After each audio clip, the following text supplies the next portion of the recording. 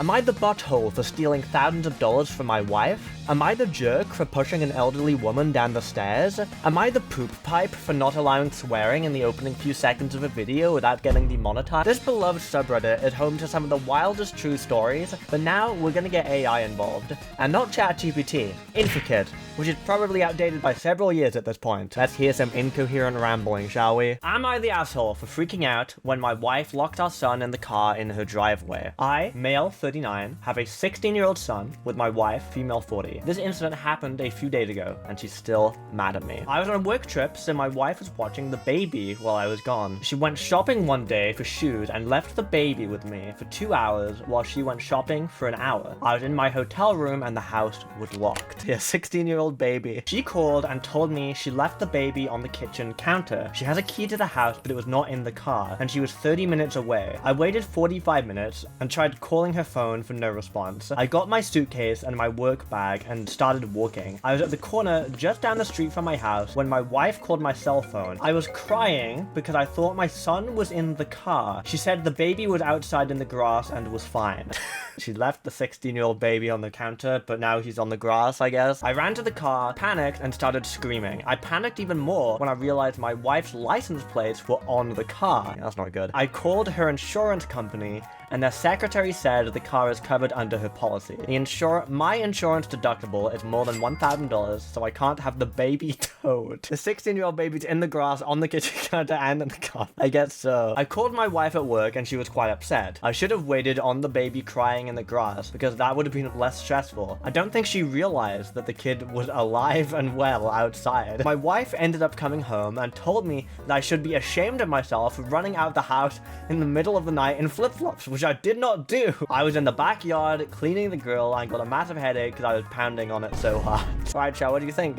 Are they the asshole? I can't keep up, nor can I. So they have a 16-year-old baby. She was left on the kitchen counter while the mother was at work and the father was in a hotel. But then I guess the baby escaped and went in the grass, but the father thought the baby was in the car, and then after all that, he was accused of wearing flip-flops out in the middle of the night. Chat has determined that he's not the asshole. Am I the asshole for checking my husband's diaper when I got in there? I, 34F, live with my husband, 37 male, and my daughter, 7F. My daughter and I recently went on a short trip out of state while my husband stayed as he had work and was supposed to look after our dog. I received a text at 5:40 a.m. that morning saying, "Do I need to feed the dog?" I felt bad, but told him not to worry. I told him I'd try to keep our daughter up and moving so she wouldn't be crabby all day. At about 8 a.m., I got a call from him. He was having a hard time finding the dog. He had let him out 3 times. He was outside the rest of the day, but it took him a little while to realize he had eaten his morning meal. My husband had this mishap twice the day before as well. The day before that, he was up with the dog at 5 a.m.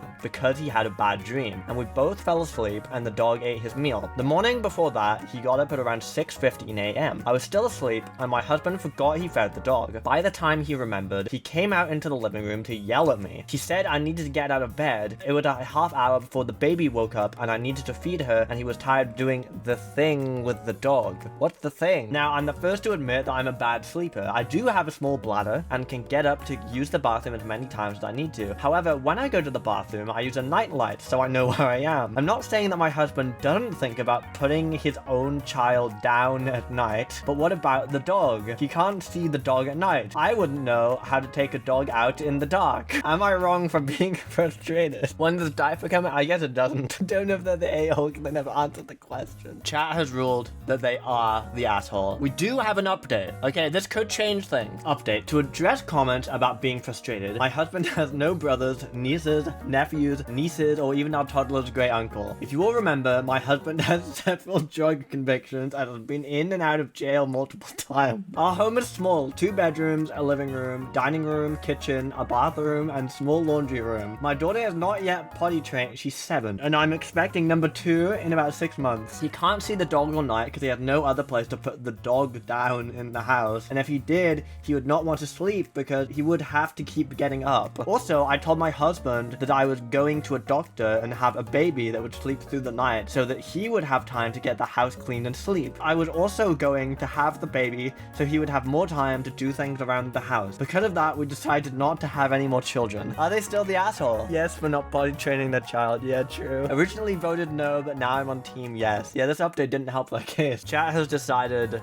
that they are still the asshole. In fact, more people now think she's the asshole. Am I the asshole for wearing a bikini when the locals have been wearing bikinis for centuries? Probably not. Basically the title. I, 26 female, I'm on a family vacation with parents, sister Tina, 30, her son, 1, her husband Josh, 31, and my husband and our daughter, 2. Okay, this is already not legible. My sister asked me not to wear a bikini or anything revealing because it was so un-British. It is not un-British. A couple of days ago, my sister asked me not to wear anything skimpy because she didn't want anyone to recognize me. My husband is an idiot, so I wasn't too concerned about him recognizing me. The first night we were in the pool, the husband, son, and dad went off to do some guy stuff, running around and splashing in the pool. And my mother and sister and I sat around the pool talking. Tina started showing my daughter some swimming tricks, and she showed me how she could blow bubbles underwater, which is super impressive. About 5 minutes later, Josh, who is the laziest man in the universe, comes walking up to the pool with his head hung low. I can tell he was really upset that he and his wife are not making any kind of impression at the British nudist resort. Josh didn't say anything to me or my sister. He didn't even say anything to his son. He just kind of let us know that he wanted Tina and his son to shut the hell up with their fake British accents and pretend to know more about them. He walked over to where Tina was, and he was looking kind of pissed off and didn't say anything. Tina smiled at him and started splashing her,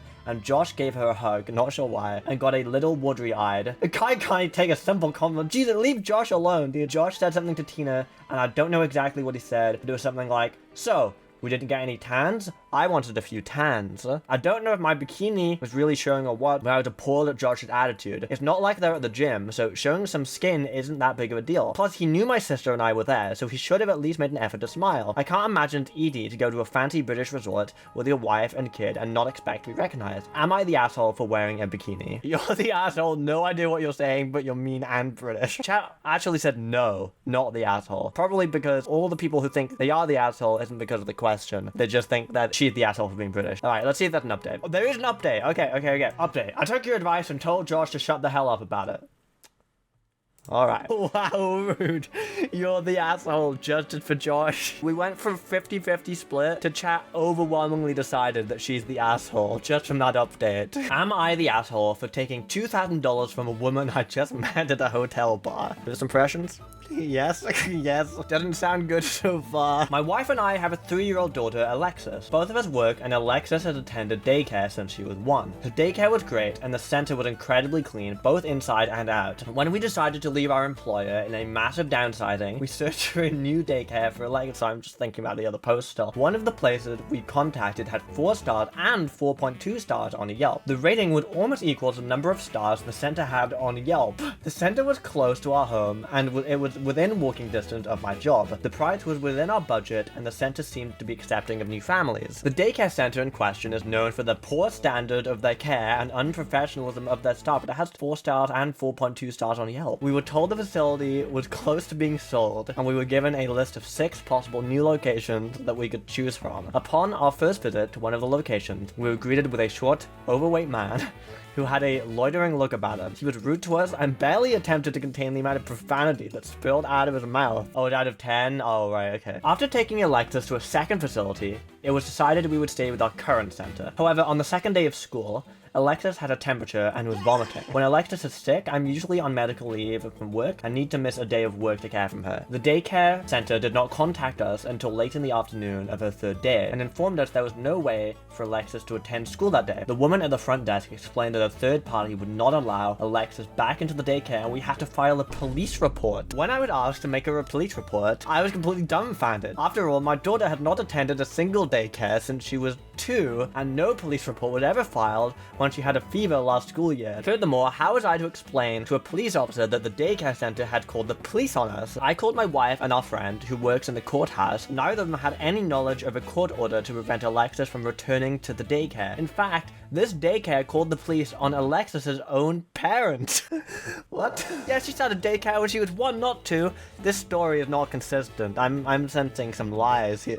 I guess that's the daycare center's opinion of me and my life, at illegal. In addition to the lawsuit, they filed a complaint with the state's Department of Social Services. In my state, parents can file civil complaints against daycare centers if the center has acted illegally or acted unprofessionally. Our complaint outlined our grievances and accused the daycare of intentionally and maliciously violating our daughter's rights. I'm completely taken aback that the center is acting like the mafia. To say the state does not care is an understatement. The department asked me not to discuss the case with anyone other than the DSS and to destroy all the paperwork related to the lawsuit. The statement was simply, you can lose your daycare license and your daughter forever. This just keeps going and going, and yet there's still no bar.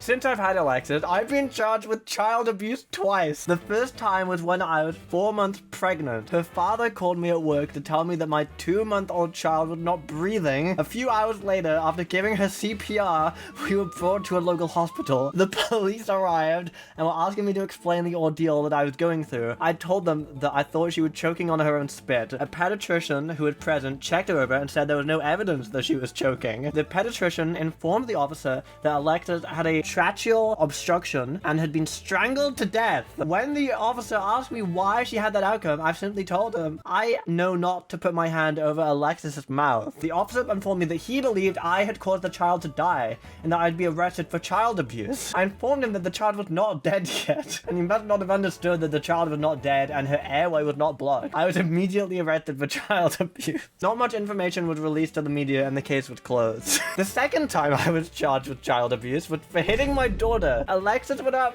5 months old and she was not responding to her name. Her father was trying to feed her, but she wasn't interested. After some poking and prodding, I said, hey Alexis. When she turned her head in my direction, I smacked her on the back. I went into the kitchen and screamed, bitch! I came back into the living room looking for her dad. When I found him, he was holding Alexis with a bloody back. He was very worried about his daughter. I told him that she had done the same thing to me when I was little. What? So I was punishing her. I was charged with child abuse and tried. The entire process of this investigation took 2 months. At first, the state said it wasn't a felony because Alexis could have lived if I didn't hit her. However, the court's prosecutor, an assistant state attorney, said the law could be used against me. When the final decision was announced, the state said that Alexis would be taken to the hospital for a psych evaluation and charged with felony aggravated assault. Alexis would be? The charges were later dropped and Alexis was released back into my custody.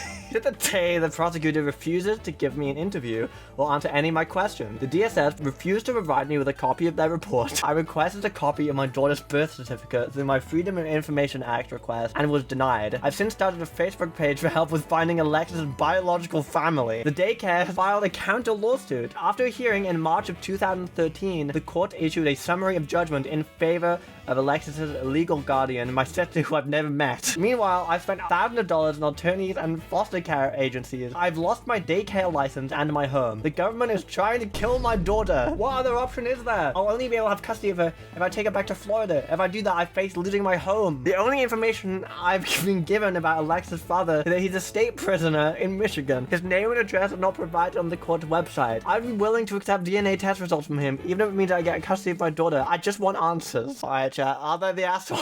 Are they the asshole for taking $2,000 from a woman they met at a hotel?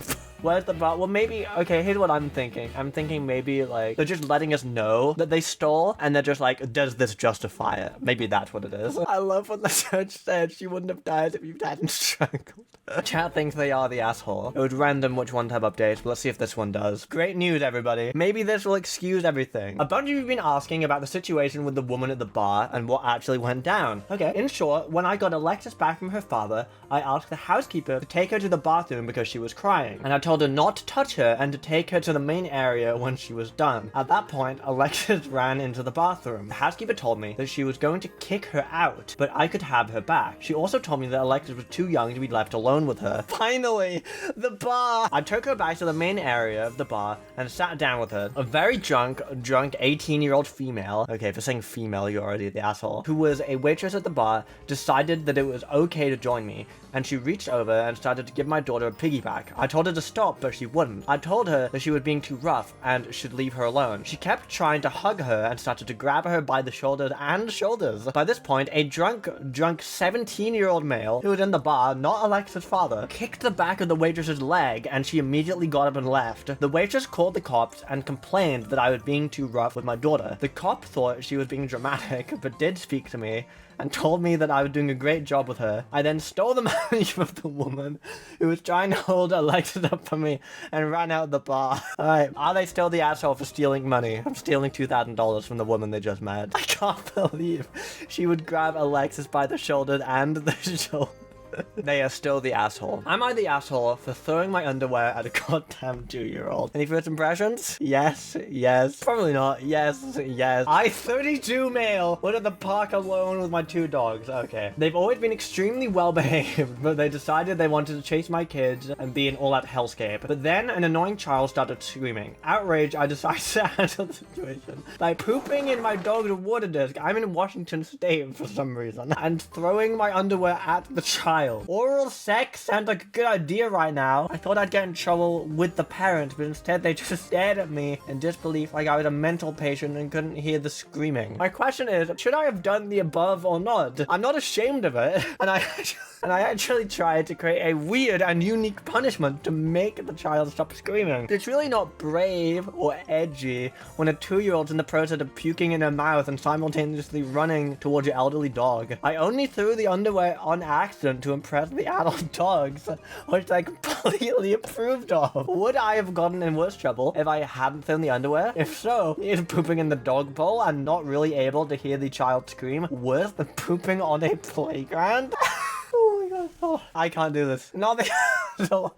He just wanted to create a unique punishment. Now that kid had it coming. If Josh was here, this wouldn't have happened. Am I the asshole for punishing my students by holding the presentation 2 days late? I'm a high school teacher based in Florida, and recently I've been criticized for my apparently bizarre teaching style. Basically, I use students to deliver presentations. We create custom outlines for every student, and then students build the slides using full motion video and slides. Then I dictate the content of the talk, save it, and have the slides ready to go when they need them. Students need to write the script, code the software, set the date, and make arrangements for the storage and delivery of the slides. But that's all extra work, not on my part. Okay. Is it wrong that students come up with a basic outline, I dictate the content, and save the scripts for them to download? I've done presentations to children's birthday parties and TEDx conferences. I talk all the time to groups of about 50 kids. If they don't want to participate, they don't have to. Okay. The groups are all of similar age and temperament. That really helps me to get through all the speeches. I started doing this 5 years ago. I don't know why I've never seen anyone else doing this, or how I ended up being the only one. People who criticize me say if this were a real job, you wouldn't be allowed to do this, but my boss is totally fine with it. He trusts me to deliver the right material at the right time. Of course, I was already teaching 8th grade. The middle school crowd tends to be more hostile to new ideas than the younger kids, but I can handle it. Also, I know my material inside and out, and I can make adjustments and smooth over any rough spots in the presentation without feeling like I've messed up the whole thing. Does this sound bizarre to you? They're a bit of an asshole for like making them code it, unless it's like a coding class. Yeah, a bit odd, but you seem chill, yeah. Chat said no, they're not the asshole. I agree. I kind of want the update to ruin it. Update, to clarify why I punished my students, they were being really bitchy about this stupid assignment. Alright. They wanted to go in a different direction than the PowerPoint had been prepared. They thought the talk was weak and decided to improve it for the class. They got mad when I presented a clean version of what they'd written. The punishment was that the presentation had to be delivered after the students had written and presented their own personal brand new talks. Not cool, kids. I don't think I'm bizarre for doing this. The difference is you're not grading your students' effort and letting me rewrite their work. I'm doing something creative and personal for them and making the delivery a fun learning experience. God damn it, dude. They seem so reasonable. I mean, she's being a bit rude and bitchy, but I don't know. She seemed to have good intentions. They're still not the asshole. They're just a bit strange. Am I the asshole for jumping out the window after being chased by bad guys? Shit, I know this sounds bad, but hear me out. I'm 15 male, was minding my own business when this guy came up to me. He was super cute, kind of longish black hair and a goatee. He had these big dark brown eyes and some nice dimples. We started talking and the conversation kept arising out of what he did for a living and the little that I knew about it. I didn't mind it so much since I'm an unrepentant bonehead myself and wanted to have some fun. But then he pulled out a checkbook and handed me a business card, and then he asked me out. I said no. He told me to wait for him again, and he'd call me to make it up to me. I said no again. Then he started to get angry. He hurled himself at me, and I ran for my life, screaming, "Fuck you." 2 hours later, I got an anonymous phone call from some stranger. He said the cops came to the bar and arrested him for battery. When I was interviewed by the police, I said I didn't want to press charges. They were suspicious, so I jumped out a second-story window and made it a felony. Jeez! Did you just see police and you're like, fuck the police, I'm jumping out the window? Didn't jump from bad guys? I mean, he jumped from the police, so I guess it's up to your interpretation of how you feel about police. Chat says they're not the asshole. I agree. Am I the asshole for being an asshole to the first guy in my whole life who loved me? This guy was a fucking dweeb, let me tell you. His name was Jacob and I met him my first day at university. We both studied microbiology and engineering, and then some dumb couple stuck us together in the lab for a project. We spent the day working together, talking, making out, and losing track of time. The rest is, quite frankly, history. We met again at the orientation, and then the first time he kissed me, it was the happiest day of my life. A week later, we had sex. Other than the day he forced me to stop talking to a girl I was sleeping with because he was jealous, we were inseparable ever since. So why did I call him a fucking dweeb? Well, I hated him so much. I'd waited for years to meet a guy who loved me, and that was taken away from me with one conversation. He was funny, smart, clever. He made me laugh. I loved making fun of him, so we would each make each other laugh all the time. We had no friend in common because he's a fucking dweeb. We went to different parties, watched different movies, but he spent all his time on his computer. One time he even tried to tell me he thought I was smarter than him because I was better at remembering information. I began to hate him for making me feel stupid. I blamed him for making me feel different from all my friends. I began to hate him for being a dweeb and making me feel different from my friends. He tried to apologize, but I kicked him in the ball and called him a dweeb. Then I beat the shit. Chat think that they're the asshole. Listen up, you little fuckers. I don't care if you're my mom or an old friend. If I call you a fucking dweeb, I'm not talking about you and I'm drunk in bed with a beautiful woman. I'm not talking about you and I'm sitting in a bar having a beer with my friend. I'm talking about the guy you've never had sex with that makes you feel stupid and makes you feel different from everyone else. The guy who would steal your job because he's a fucking dweeb. I'm talking about the guy who took the most beautiful thing in the world away from you. As Joe Biden once said, I'm an asshole. I may be an asshole, but I'm an asshole who loves women and men. I'm an asshole who knows how to make you laugh and want to laugh. An asshole who is beautiful and smart and sweet. An asshole who's been there for you, and an asshole who is there for you now. So before you downvote me and call me stupid little names, remember that. The asshole who made you feel lonely and angry was actually Joe Biden. And he's not a little asshole. He's a powerful, brave, courageous, intelligent, and badass asshole. What do you think, chat? They're the asshole? Not the asshole who was Biden the whole time. Chat has determined, despite this powerful Joe Biden quote, they are still the asshole.